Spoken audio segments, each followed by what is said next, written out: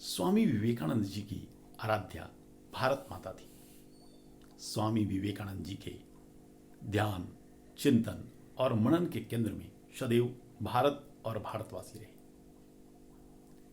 परिव्राजक काल में जब स्वामी विवेकानंद कलकत्ता से निकलकर और भारत के अन्य प्रांतों का भ्रमण करते हैं तो हम देखते हैं कि स्वामी जी किस प्रकार से भारतवासियों के साथ एकाकार हो जाते हैं। स्वामी जी भारत की विशेषताओं से, भारत की समस्याओं से जमीनी स्तर पर परिचित थे।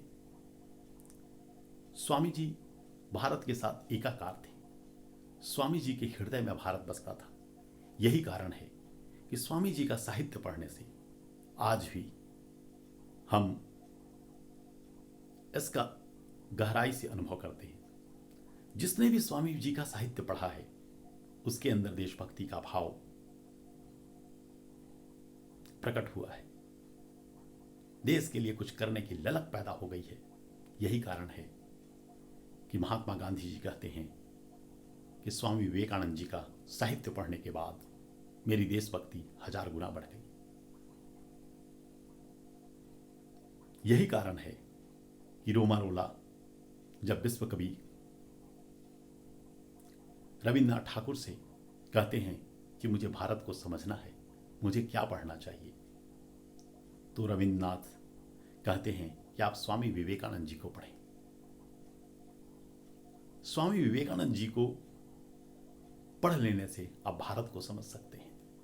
स्वामी विवेकानंद जी के साहित्यों में, स्वामी विवेकानंद जी के संदेशों में कुछ भी नकारात्मक नहीं है, सब कुछ सकारात्मक है, क्योंकि स्वामी जी तो सकारात्मक के समर्थक थे। स्वामी जी कहते थे, जो भी तुम्हें शरीर से, मन से, बुद्धि से, आत्मा से कमजोर बनाए उसको जहर की भांति त्याग दो। तो स्वामी विवेकानंद जी का जो संदेश है वो हमारे अंदर एक नई ऊर्जा भरता है। स्वामी विवेकानंद जी के समय के और उनके बाद के जितने भी महापुरुष हुए, हम देखते हैं कि स्वामी विवेकानंद जी से कहीं ना कहीं प्रभावित रहे।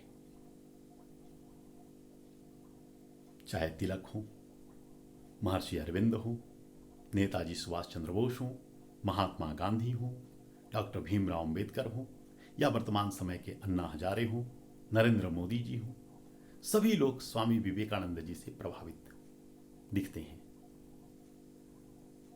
स्वामी विवेकानंद जी के हृदय में भारत बसता था। स्वामी विवेकानंद जी सदैव भारत के कल्याण के लिए, भारत के विकास के लिए चिंतनशील, कर्मशील रहे।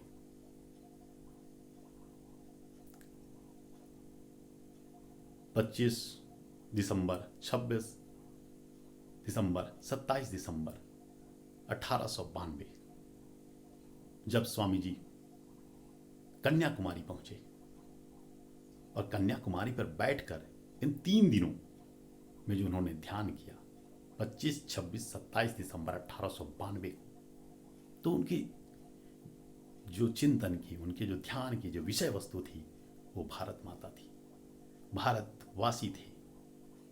स्वामी जी चिंतन करते रहे किस प्रकार से भारत का गौरवशाली इतिहास रहा। भारत जो कभी विश्वगुरु हुआ करता था, भारत जो कभी सोने की चिड़िया हुआ करता था, आज उसकी ऐसी हीनावस्था कैसे हो गई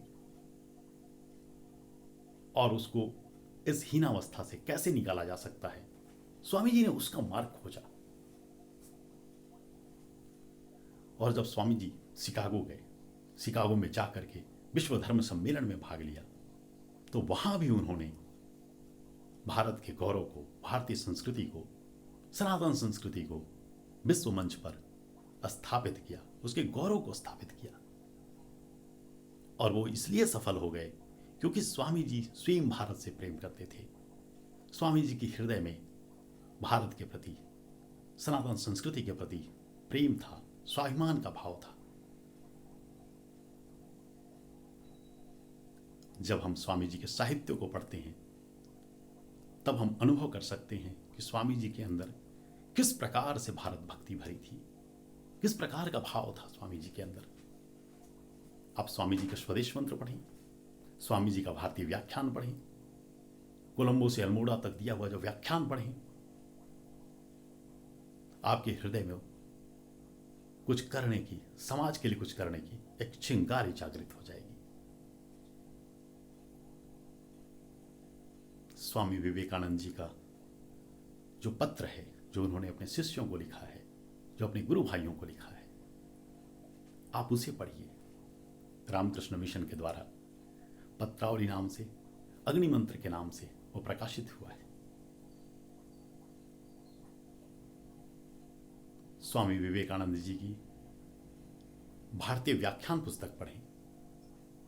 मैं आप सबों से निवेदन करूंगा, इन पुस्तकों का अध्ययन अवश्य करें।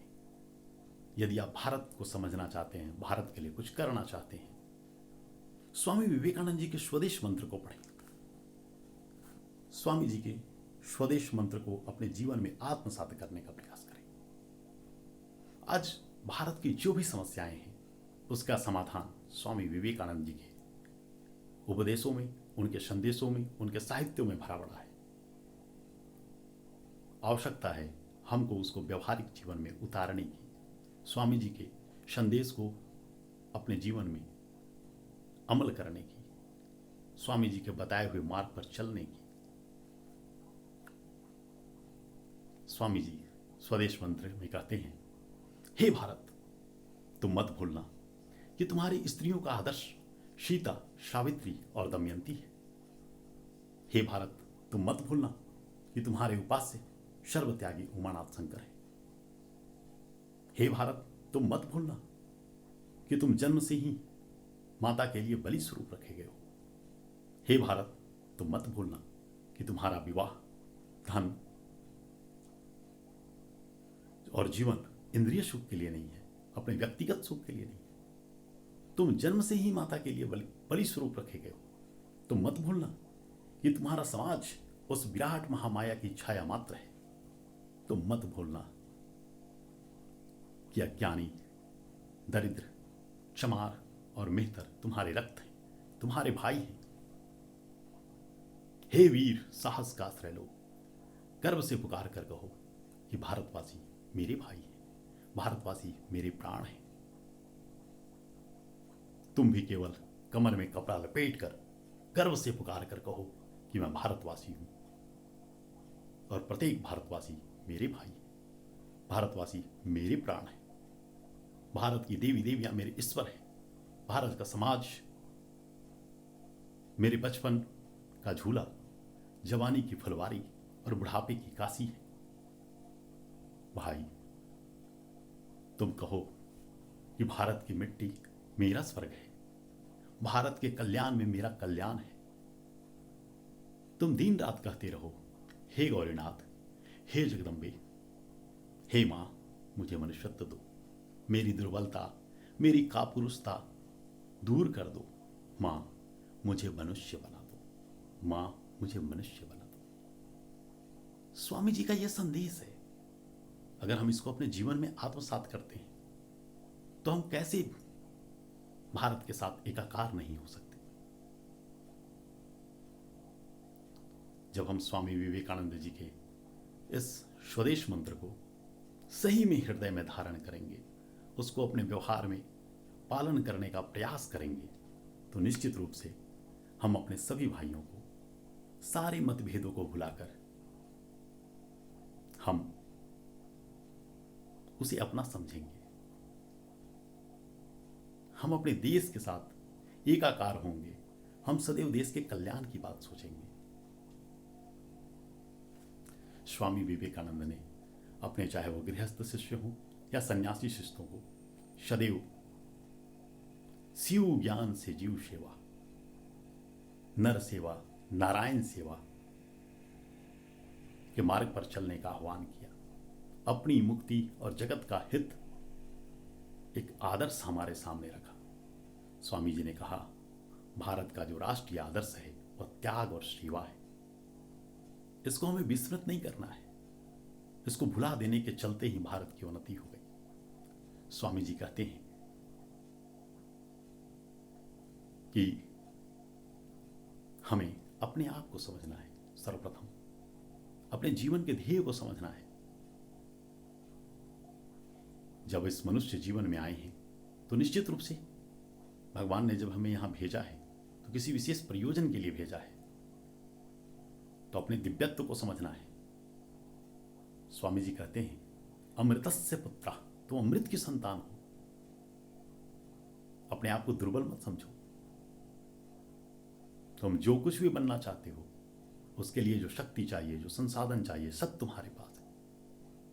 सिर्फ अपने आप को समझने की आवश्यकता है, अपनी शक्ति को जागृत करने की आवश्यकता है।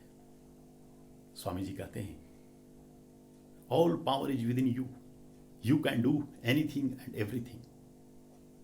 तुम सब कुछ कर सकते हो, तुम कुछ भी कर सकते हो, बस आवश्यकता है अपनी शक्ति को पहचानने की। स्वामी जी कहानी सुनाया करते थे, भेड़ और भेड़िए की।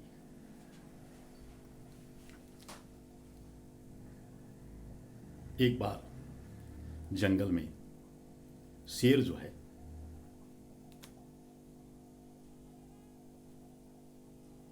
पानी पीने के लिए जा रहा था। उसके झुंड में शेरनी थी जो गर्भवती थी। उसी समय शिकारियों का आना होता है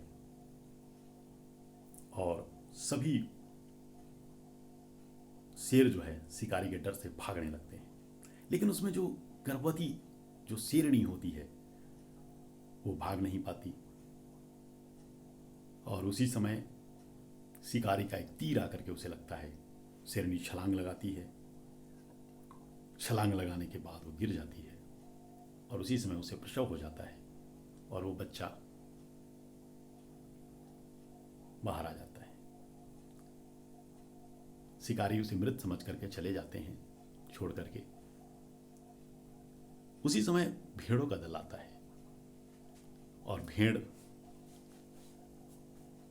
देखता है कि शेर का एक बच्चा, छोटा बच्चा यहां पड़ा हुआ है और वो भेड़िए के दल में शामिल हो जाता है।